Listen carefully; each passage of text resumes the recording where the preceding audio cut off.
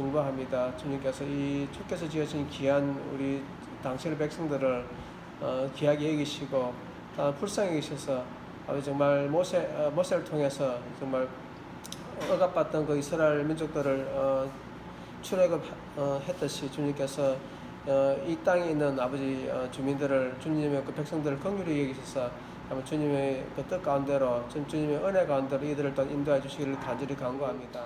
이 틀을 주님께서 귀한 틀을 세우셔서 이 교회를 통해서 정말 이 진리의 샘물과 아버지 중에 사랑의 그 생명들이 흘러갈 수 있도록 주님께서 이 틀을 굳건히 세워주시고 이 틀을 통해서 많은 선교사님들이 힘을 얻고 꼴을 얻을 수 있는 그런 귀한 안식처가 되게 해주시고 또 이 틀을 통해서 정말 많은 아버지 IT 사람들이 주님의 복음을 듣고 새로운 힘을 얻을 수 있는 그런 생명의 근원이 될 수 있는 샘물이 될 수 있도록 함께 해주시기를 원합니다. 1장 1절에서 8절까지 주 예수 그리스도의 종 야고보는 흩어져 있는 12지파에게 운행하노라. 내 형제들아 너희가 여러 가지 시험을 당하거든 온전히 기쁘게 여기라. 오직 믿음으로 구하고 조금도 의심하지 말라. 참 야고보서 특별히 행위, 믿음의 행위를 강조하는 서신이죠. 로마서와 야고보서는 따로 비교가 되는데 로마서는 믿음을 많이 강조했다고 이렇게 우리가 알고 있죠. 또 야고보서는 행위를 많이 강조했다고 우리가 알고 있습니다. 오랜 신앙생활을 하는 사람들 야고보서를 우리가 몇 번씩 읽어보면 좋겠습니다. 그래서 우리가 야고보서를 이렇게 우리 새벽기도 하는 동안에 우리가 매일같이 이 야고보서를 한번 읽어보시길 바랍니다. 지난번 시카고에서 온 우리 11명의 그 다국적 그 교회에 다니고 있는 그 목사님이 그런 고백을 하시더라고요. 우리가 70명의 그 학생들이 야고보서를 공부를 했대요. 주일날. 그 중에 우리 정말 이렇게 야고보처럼 우리 정말 이렇게 행위로, 행동으로 이렇게 서운할 수 있는 사람들 좀 한번 손을 들어보라니까 53명이 이렇게 손을 들더래요. 그 다음에 정말 우리가 믿음을 가지고 우리가 IT에 가서 정말 설교를 함께 할 수 있는 사람 선언해보라 그랬더만 13명이 나왔다는 거예요. 그 13명이 온 거예요. 정말 우리가 배운 것을 우리 한번 행해보자. 그 친구들이 여기 와서 이 조항성 목사님이랑 같이 조항성 목사님 코디노스를 하면서 이렇게 고학원을 보여주고 시치솔레를 보여주고 터터프레스를 보여줬는데 그들이 13명이 한결같이 나는 이런 믿음을 가졌습니다. 나는 이런 것을 결정했습니다. 나는 이렇게 앞으로 기도할 것입니다 하면서 떠나는 날 하늘 앞에 이렇게 그 소원하는 모습들을 보았다고 합니다. 그렇게 말하지 않고 자기는 예수님의 종이다 그렇게 말하고 있으면서 자기 자신이 이제는 예수님을 하나님의 아들이요 예수님을 주님이요 그렇게 고백하는 자기도 예수님 앞에 무릎을 꿇어야 할 종인 것을 스스로 확인하고 있는 거예요. 그렇게 쓰고 있는 것이죠.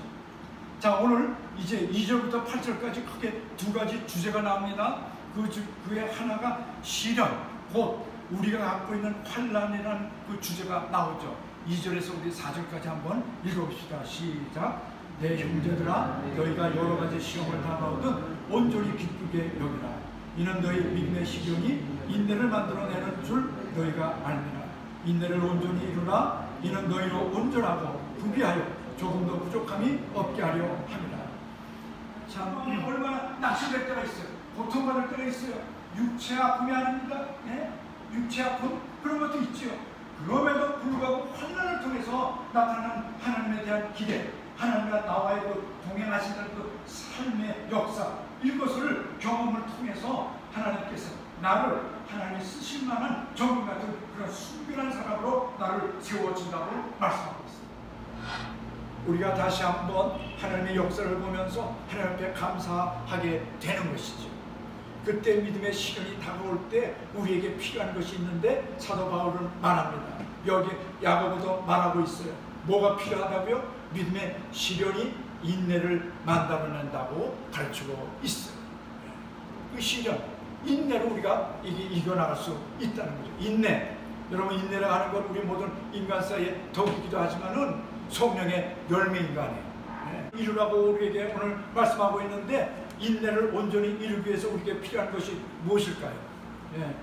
참 인내를 위해서는 우리가 필요한 것이 무엇일까요? 한번 생각해 보세요. 필요한 것 뭐라고요? 인내라는 거예요. 인내를 위해서는 인내가 필요하다는 거예요. 오래 참기 위해서는 필요한 것이 오래 참음이라는 거예요. 우리의 능력으로 되지 않습니다. 우리의 그 인내심들 한계가 있지 않습니까? 이제 그것보다 더 이상 나가도 내가 이것보다 더 나가면 못 참겠다 하면서 그냥 확 혈기를 낼 때가 있잖아요. 네. 이것이 우리의 모습이에요. 그때도 참아야 된다는 거예요. 인내는 성령의 열매인 것입니다. 하나님께서 왜 성령의 역사 속에 인내를 집어넣었을까요? 그것은 인간의 이 능력의 한계가 있기 때문에 그렇다는 거예요. 그랬을 때 다시 성령님께 맡기는 거예요. 하나님, 내 힘으로는 할 수 없지만 성령님께서 내 입술을, 내 몸을, 내 손을, 내 발을, 내 마음을 붙잡아 주시옵소서. 이럴 때 우리 성령님께서 역사해 주셔서 내가 이 말을 할 때 말을 막아주시고, 내가 볼 때 눈을 가려주시고, 내가 손이 올라갈 때 손을 내려주시는 것이죠. 저도 며칠 전에 그런 경험을 했어요. 하나님, 여기 가서 이제 제가 이걸 혈기 부려야 되나요? 그리고 하나님, 그들을 사랑하게 해 주옵소서. 그들이 스스로 깨닫게 해 주옵소서. 그랬지만 서로 대화하는데 어떻게 돼요? 그들이 서로 다 자기 감정들을 다 낮추고 그냥 또 화해가 되는 그런 모습을 보게 되었습니다. 여러분들이 설교에 대해서 나는 이렇게 해야 되겠다, 저렇게 해야 되겠다 결정하고 오셨습니까? 여러분들이 나는 어떤 사람을 만나고 어떤 프로젝트를 하고 어떤 작업을 해서 내가 이렇게 하겠습니까? 이런 계획하고 오셨어요? 우리 그렇게 안 했잖아요. 하나님, 저 몰라요. 앞으로 제가 이렇게 가서 갈 땅이 어떤 땅인지도 모릅니다. 참 도미니카에 왔는데요.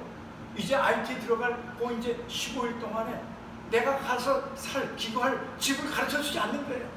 뭐 높은 집인지 낮은 집인지 넓은 집인지 좁은 집인지 안 가르쳐주는 거예요.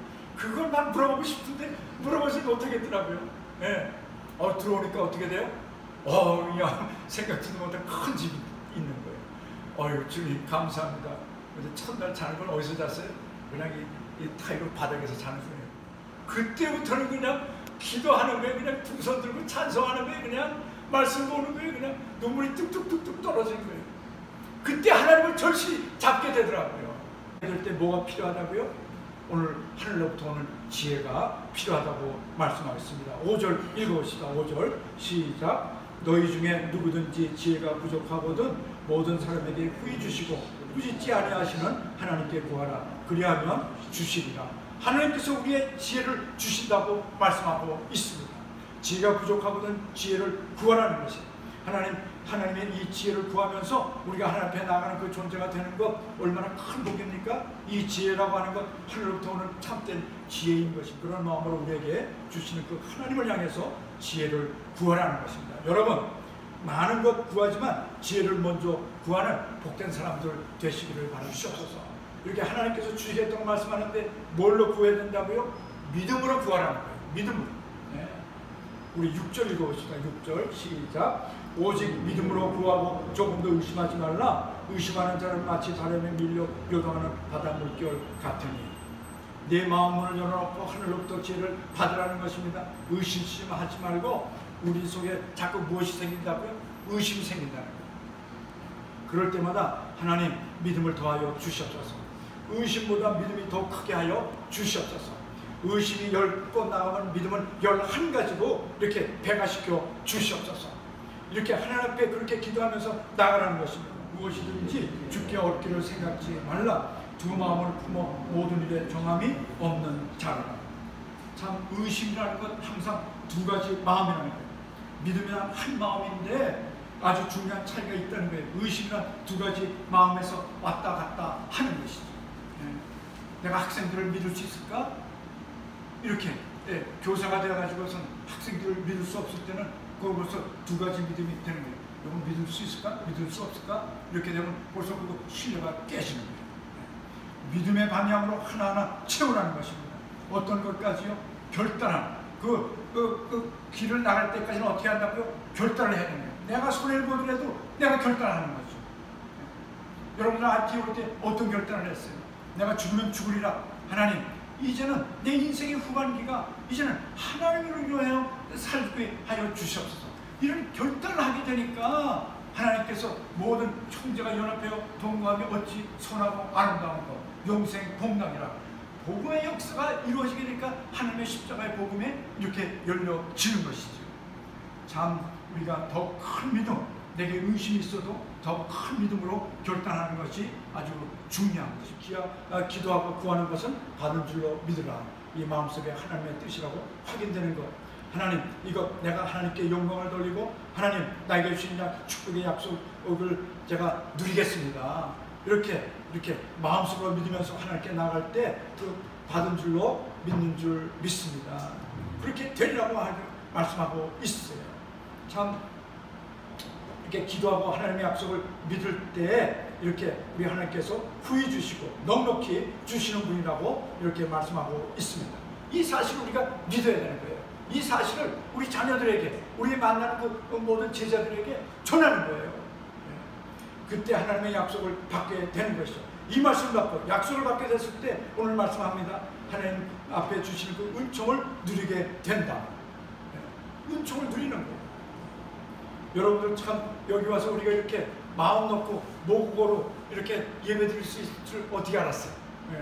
저희도 맨 처음에 그냥 모국어로 예배 드리고 함께 그냥 그 80명 되는 그 모든 한인들이 함께 예배 드릴 때 그냥 눈물을 다 흘렸어요.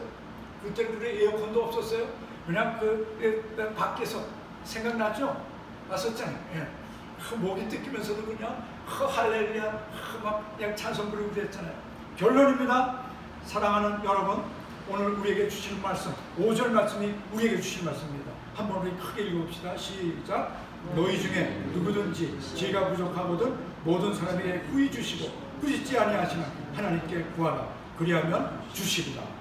오늘 우리에게 모든 것 하나님께 구하면서 하나님의 그 신실하시고 후히 주시기를 원하시는 그 하나님께 구하고 하나님의 살아계신 역사를 오늘도 맛보는 귀한 하나님의 동역자들 다 되시기를 축원합니다. 우리 주기도문 하십시다.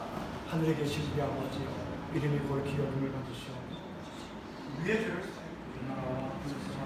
사하여 200만이 주 앞에 아버지 앞에 들려지게 하여 주옵소서.